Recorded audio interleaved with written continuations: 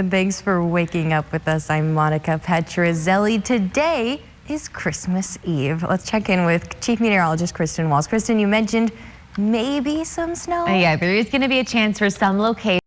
For the second day in a row, a BNSF train derailed in Washington state, this time in our area. It happened after a semi-truck crashed into the train southeast of Yakima near Mabton just before 10 a.m. yesterday. Thankfully, the Yakima County Sheriff's Office said there were no major injuries, but 3 locomotives and 8 empty grain cars derailed. That hit a train at a crossing, and it was an empty grain train. The Washington State Department of Ecology said diesel was leaking and that their crews are cleaning it up. And as we mentioned, this comes just a day after another BNSF train derailment in western Washington. We brought you this story yesterday on Good Morning Northwest after an oil train derailed and caught fire in a small town near the Canadian border. Officials evacuated part of the town and even had to shut down part of I-5 for a few hours. Investigators are still working to figure out what happened. The FBI says it's seen dozens of cases this year where people have deliberately tried to sabotage BNSF tracks. We don't know yet if that's what happened here. Federal agents are still gathering information. Fewer people in Washington state filed for unemployment benefits last week than the week before. Washingtonians filed just over 17,500 new or initial claims for unemployment benefits last week, a decrease of nearly 10% from the previous week. The data, which is normally released on Thursdays, was posted early because of the Christmas holiday. The Labor Department said although new claims declined in Washington this week, they remain roughly twice as high as the same week last year.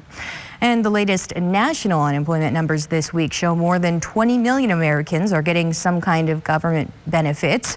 2 federal unemployment programs specifically created to help people struggling because of the pandemic are set to expire the day after Christmas. And lawmakers in Congress voted to extend those programs through early spring, but President Trump is saying he won't sign the $900 billion relief bill approved Monday. He's calling on Congress to send out $2,000 stimulus checks rather than the $600 checks already approved. Yesterday, Vice President-elect Kamala Harris said that change isn't worth holding up everything else. You know, people are hurting right now. They're hurting. And we need to get the relief to them immediately. And the one thing he should not be doing is, after the work went into the bill, holding up when by the end of the month their benefits are going to end. Top Democrats in Congress say they could possibly bump up stimulus checks to $2,000 with a Christmas Eve vote today. But even if Republicans block those bigger payments or if President Trump vetoes the $900 billion relief plan, enough lawmakers in Congress voted yes that they could overturn a veto. One thing that's not included in that coronavirus relief bill is paid family leave. Right now, most businesses are required to give you paid time off if you get coronavirus and have to stay home, but that expires on January 1st, and Congress decided not to extend it. The Huffington Post reports the relief bill does offer a tax credit to businesses that keep offering paid sick leave for people who get coronavirus. But that might not be enough. Umatilla County health officials say people are still showing up to work with coronavirus, even though companies can give them paid time off. So far, Umatilla County has seen more than 5,000 cases and 55 residents have died of COVID. Health officials say it's not just your coworkers at risk if you show up to work with coronavirus. In Douglas County, for example, officials say one person who decided to go to work when they weren't feeling well likely started 2 coronavirus outbreaks. Those outbreaks left 7 people dead and hundreds of people had to self-isolate. Before those outbreaks, the county had seen about 30 coronavirus deaths. At 5:05, here's something to make you smile. Parkview Estates, an assisted living community in Kennewick, had one wish this holiday season: to get some Christmas cards. Their goal, 150 of them. But their director tells us that they received over 1,500 cards in their mailbox, each handwritten and decorated. One resident says the cards have made this Christmas special. I can't believe all that money that's been spent for all those, and for people they don't know, but they're caring about me, and you know that they're caring about you. Director Rachel Brune says she'll be delivering some of the cards to other nursing and retirement homes in the area. And, you know, they need something like this, of course, during the holidays, being in a nursing home, but especially this year, you know, it's been really hard not getting to see family and friends, but if we can make them feel special, that's the way to go. Exactly. All right, let's take a quick break here in Good Morning Northwest, but first let's take that live look outside. And we are looking at another bitterly cold start out the door this morning. A look ahead into that Christmas Day forecast. Again, could we see a little bit of some snow working in? I'll have that full forecast. It's coming up. Plus, if the pandemic put you out of work, there is hope where you can find some help. Next.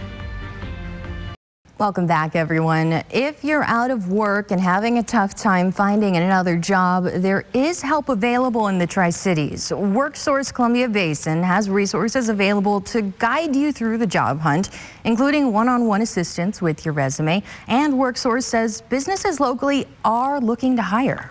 I think that one of the biggest misnomers right now is that businesses are not hiring in our local area, and in fact, they are. So it's important that our community knows that we're here to help them be ready for employment and to help them with resume and making sure that they're identifying a good job match. WorkSource is providing services over the phone and virtually right now because of the pandemic. They're having a virtual community resource fair on January 13th. We'll have more on this story coming up in just a bit.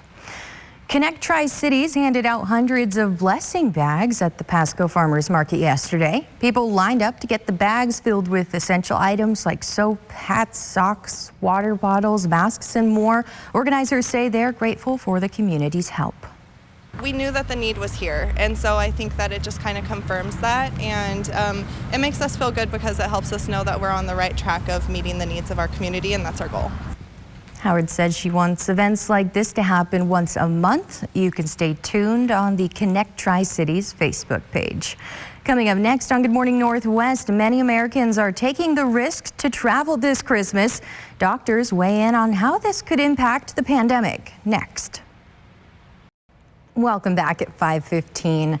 The temptation of spending end-of-the-year holidays with family and friends is too strong for some people. This despite dire warnings from health officials about another likely spike in COVID-19 deaths. John Lawrence reports. Last weeks of 2020, despite spiking COVID-19 death tolls, reporting. And the CDC says that if someone is at a higher risk for COVID-19, others in their household should act as if they're at a higher risk as well. As mentioned, the CDC says tens of thousands of Americans could die from COVID-19 in the coming weeks. A new forecast says the U.S. death toll could reach up to 419,000 people by January 16th. The pandemic has already claimed more than 325,000 American lives. The new forecast means that more than 90,000 Americans could die due to COVID over the next 3 weeks. Pfizer says it's agreed to give the United States an extra 100 million doses of their COVID-19 vaccine between now and next summer. It's going to cost the government almost $2 billion, but officials with the Trump administration say the deal gets us a step closer to giving everyone access to the vaccine by June. Each person has to have 2 doses to be fully protected. And the FBI is already getting reports about coronavirus vaccine scams with criminals trying to get your money, your personal information, or both. So if anybody is asking you to pay for early access to the vaccine or to put your name on a waiting list, those are red flags. And of course, if you see an ad on social media offering the vaccine, that's a scam. Dr. Deborah Birx says she plans to retire as coordinator of the White House coronavirus response. In an interview, she said she would serve as a resource for the Biden administration as needed because she does want them to be successful. Now. Thank you, Kristen. At 5:21, we're going to take a quick break here in Good Morning Northwest, but coming up, Tri-Cities jazz musicians were determined to play this Christmas holiday, so they got creative. We'll take a listen next.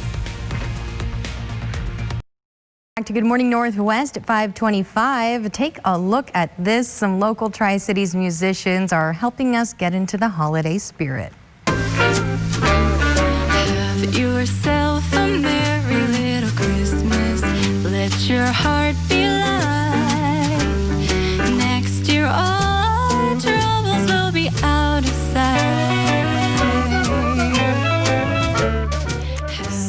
really good. This version of Have Yourself a Merry Little Christmas features the Columbia Basin College Jazz Ensemble. The group says they recorded their parts separately, one at a time, at Rainmaker Studios in Pasco to make it possible. And check this out at 5:25. It may be too late to order this for Christmas, but you know, just when you thought 2020 couldn't get any more strange, KFC is introducing a new gaming console shaped like a bucket, and it includes a built-in chicken chamber to keep your chicken warm while you're playing video games. Oh boy, the KFC Console is powered by Intel processors and has 1 terabyte of data storage. Cooler Master, which partnered with KFC to build the console, says it has a custom-built cooling system to keep the hardware at a regular temperature, but it can also be used to heat and warm the chicken chamber. Has been hard at work during 2020, coming up with different things, different ways. Well, different products. I know that, you know, consoles are the big hot ticket item this year for presents. So if you can't find a normal one, maybe you need a chicken one. Well, I'm curious what the price tag would be on this, something like this. I'm sure it's pretty penny. I bet it is. Coming up next on Good Morning Northwest, a Walla Walla winter tradition with a unique twist this year. Plus, a drug bust at a local home ends with an arrest. And as we give you a live look outside, another bitterly cold start on this Christmas Eve. Coming up on Good Morning Northwest, Oregon's governor is cutting down on COVID restrictions at schools. What this will mean for getting kids back into classrooms. And could we see a little snow on Christmas Day? I'll look ahead to that forecast. It's all coming up. From KFKView Local News, this is Good Morning Northwest. Good morning, Northwest. I'm Monica Petrozelli, and thank you for spending your Christmas Eve morning with us. I have a question for Kristen. You know, Kristen, I know that Santa is probably getting ready to leave if he hasn't already. I was wondering, how are conditions looking for him? Well, locally, pretty good to go today. It might be a little bit of a different story for Christmas Day, which I know a lot of folks are getting excited. Are we going to see a little bit of snow? And I'll have a look at that forecast coming. Thank you, Kristen. A crime alert as the clock turns to 5:31. Walla Walla police officers made a drug bust. Their street crimes unit, along with College Place Police, served a search warrant at this home on Dresden Court Tuesday. They surrounded the place before going inside with canine Watts, as you see there, and they say they found illegal drugs during their search. 44-year-old Jonathan Wilson was booked into the Walla Walla County Jail for illegal drug possession and use of a residence for drug activity. In Oregon, one of their largest prisons dealing with another COVID-19 outbreak has also been grappling with a major power outage for the last week. The outage at the Two Rivers Correctional Institution in Umatilla started December 16th and has affected 6 housing units and about 600 inmates, which is a third of the prison's total population. The Oregon Department of Corrections says staff and outside contractors have been on site trying to figure out the cause and how best to resolve it. Prison officials don't yet have a firm time frame for when power will be restored. And Oregon's governor is easing COVID restrictions at schools, hoping to put more children back into classrooms by February. Governor Brown says state school metrics will be recommendations rather than mandatory starting January 1st. So that's when schools can reopen to students if they want to. Umatilla School District says it will begin limited in-person instruction January 19th for pre-registered students. The governor said she also plans to get rapid tests at schools and will prioritize teachers and staff for vaccines. A Tri-Cities agency is looking to connect local businesses with people in need of a job. KFKView's Neil Fisher spoke with them about how you can get connected. WorkSource Columbia Basin is a local reemployment agency. Thank you, Neil. Every year, like clockwork, Walla Walla County officers give back to the community with their Cops and Kids program. KFKView's Shelby Schumacher spoke with one family who got a special delivery this week. Normally we do it at Walmart. Thank you, Shelby. The Cops and Kids program has been going on in Walla Walla County for 24 years. Alrighty, check this out. Dr. Anthony Fauci is getting a special gift from the nation's capital for his 80th birthday. Today, December 24th, has officially been declared Dr. Anthony Fauci Day in Washington, D.C. Mayor Muriel Bowser made the announcement yesterday. Among other things, she said Fauci has been a shining light in dark times for the entire country. Fauci has advised 6 presidents and will continue as a chief medical advisor in the Biden administration. You know, Kristen, first it was a bobblehead. Now he's got his own day. He's clearly become very popular. He clearly has. So there you go, December 24th. All right, it's now time to raise the flag here in Good Morning Northwest with the Pledge of Allegiance. Andrew Yang has taken a step towards his next political goal. The former Democratic presidential candidate has filed paperwork to run for mayor of New York City. The former tech executive joins a field of dozens of mayoral candidates, all of them vying to lead the pandemic-stricken city as it faces skyrocketing unemployment and a budget crunch. Well, online holiday sales are expected to be much higher this year compared to last year, with online sales seeing a 20 to 30% increase.